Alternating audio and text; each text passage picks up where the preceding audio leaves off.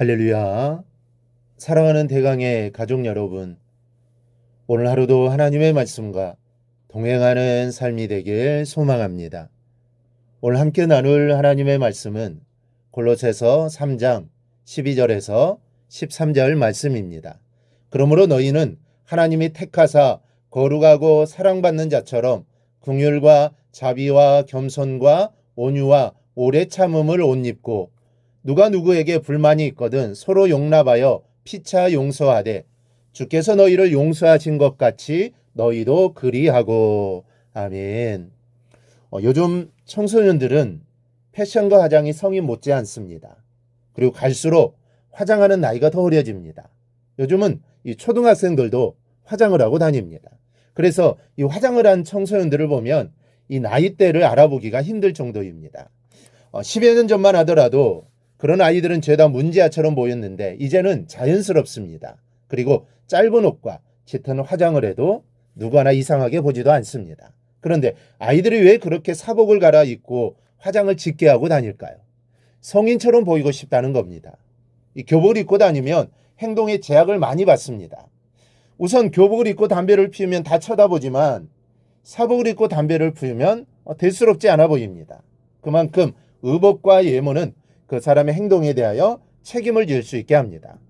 누가 뭐라 하지 않아도 자신의 겉모습은 자신 스스로를 조율하게 만듭니다.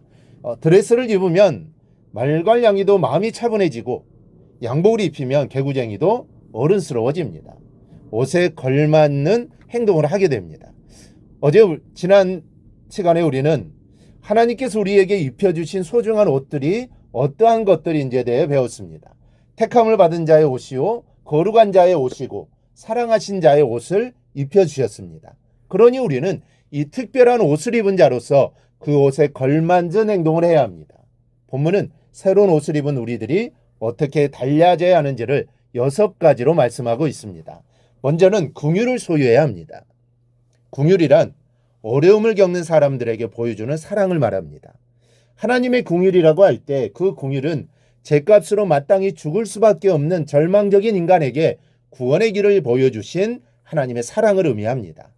하나님께서 우리에게도 긍휼을 요구하십니다. 왜냐하면 우리는 긍휼을 받았기 때문입니다. 그것도 얼마나 크고 놀라운 긍휼인지 모릅니다. 그러니 우리도 곁에 있는 이웃과 형제들에게 이 긍휼을 아낌없이 베푸는 사람이 되어야 합니다. 이 고대의 사람들은 긍휼이라는 단어를 몰랐습니다. 이 동물이나 노예의 고통이란 즐기는 것이지 사랑의 마음으로 불쌍히 여겨야 한다는 것은 생각지도 않았습니다. 그래서 원형극장이 모여 굶주린 짐승과 사람 간에 혹은 사람과 사람 간에 피비린내는 격투를 즐겼던 것입니다. 이런 장면을 보면서 웃고 떠들고 즐기는 것이 사람들의 모습이었습니다. 불구자와 병자들은 아무짝에도 소용없는 무용지물로 취급되었고 노인에 대한 배려도 찾아볼 수 없었습니다. 어리석은 자와 바보는 감정이 없는 존재로 생각했습니다.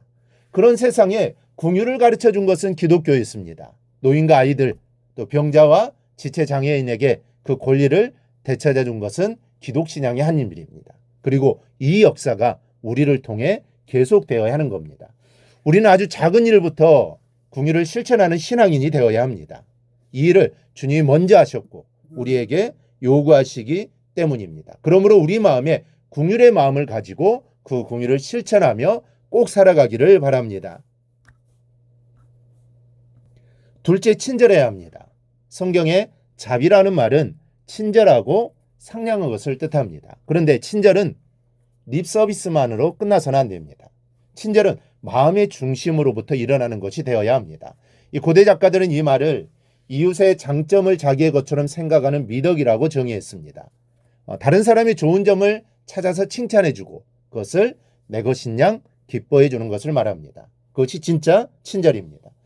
어느 집사님이 남편 때문에 마음이 상해 있다가 마트에 갔습니다. 이 닭볶음탕이나 하려고 대형마트에 들렸는데 조고모니 그렇게 친절하게 대하더랍니다. 묻지도 않았는데 이 고기는 언제 들어온 것이고 육질이 어떻다고 아주 편하게 설명을 해주면서 어느 고기를 고를지 몰라 망설이고 있자 구경은 돈 받지 않으니까 얼마든지 보시고 선택하라고 덧붙여 주더랍니다. 그뿐 아니라 고기를 포장해 주고서는 맛있게 드시라는 인사도 놓치지 않았는데 신기하게도 마트를 나올 때 상했던 기분이 밝아져 있더라는 겁니다. 이런 친절이 하나님의 자녀로 온 입은 우리들에게 있어야 합니다. 다른 사람의 마음의 어두움까지도 몰아내 줄 수 있는 친절, 우리의 필수적인 덕목임을 잊지 않기를 바랍니다. 셋째는 겸손해야 합니다. 진정한 겸손은 두 가지 진리의 뿌리를 받고 있을 때 생산됩니다. 굽실거리는 것이 겸손의 참모습이 아닙니다. 진정으로 겸손하려면 하나님 앞에서 자신은 영원한 피조물이라는 것을 잊지 않아야 합니다. 그리고 누구를 대하든지 모든 사람은 하나님의 자녀가 된다는 것을 기억해야 합니다.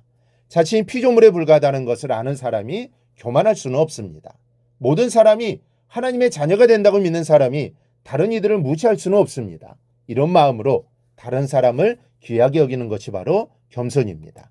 여러분, 교복을 입으면 학생다워야 하고 양복을 입으면 회사원다워야 하는 것은 당연한 겁니다. 우리가 하나님의 자녀 옷을 입었다면 그에 맞게 행동이 변해야 하는 것은 당연합니다. 그런데 그런 모습이 없다면 아직 하나님의 자녀의 옷을 입지 못한 겁니다. 그러므로 우리의 생활에 이러한 덕목들이 나타날 수 있기를 기도해야 합니다. 공의를 베풀고 친절하고 겸손한 여러분들이 되시기를 바랍니다. 그리하여 하나님의 자녀다운 모습으로 꼭 살아가기를 주님의 이름으로 축원합니다. 오늘 묵상한 말씀을 굳게 잡고 삶으로 실천하며 살아내는 대강의 모든 성도들이 되기를 축복합니다.